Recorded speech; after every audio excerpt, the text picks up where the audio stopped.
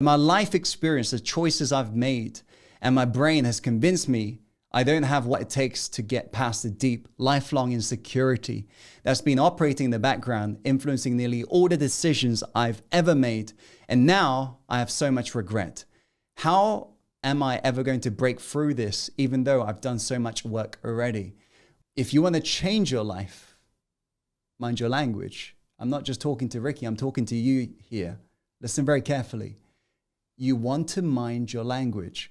Your subconscious mind is influenced by words. And this is why if I was to say to you, oh my God, I've gone through such a traumatic failure, how would I feel right now? How would I feel? If I say to you, oh my God, I've gone through a traumatic failure, how would I feel? Would I feel good or bad? Most likely bad, yes or no?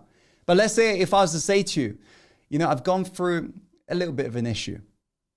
How many of you agree I'd probably feel totally different? Yes or no? And that's because our subconscious is influenced by these words. And how you're painting this picture in your mind is literally bettering you or bittering you.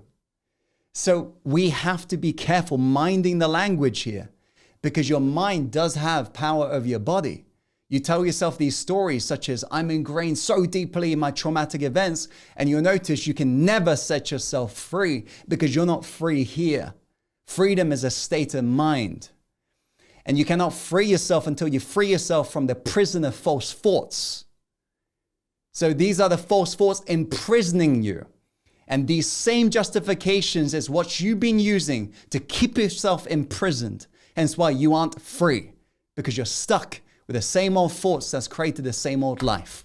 You want to break free? Wake up and realize these aren't your thoughts. These are just thoughts. And you got to ask yourself, is this going to help me? Is this going to help me? Is this going to inspire me? Or is this going to expire me? You getting this? Is this going to really help me to move forwards? Or is this going to keep me back, living exactly where I am? Most people don't realize, like I was saying earlier, that change is very, very unsexy in a lot of ways, because it involves you moving forwards even when it doesn't feel right. It involves you changing these thought patterns here.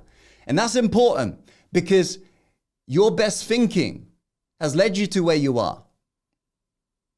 You probably just want to stop and reflect on what I've just said. Your best thinking has led you to where you are. Nobody wakes up thinking, let me think terrible thoughts today. No, you think you're doing something right. Yes or no? You think it's right for you to be saying these statements. That's the problem. What's another word for right? Another word for right is familiar, meaning it is always going to be right for you to do the things that's familiar. Another word for familiar is anything you've been thinking about that's related to your past. So your right choices is rooted in your past. If you think about it, our thinking patterns, most people think using memories, meaning you're stuck in the past. Most people behave how they've always behaved yesterday, meaning you're stuck in the past. Most people only think and choose to do the things they've always done, meaning they're imprisoned right in the past. You want to break free? Don't do what's right. Do what will make you great. What does it say up on this poster here? You're one decision away from a totally different life. Choose to think different. Choose to open your mind to possibilities.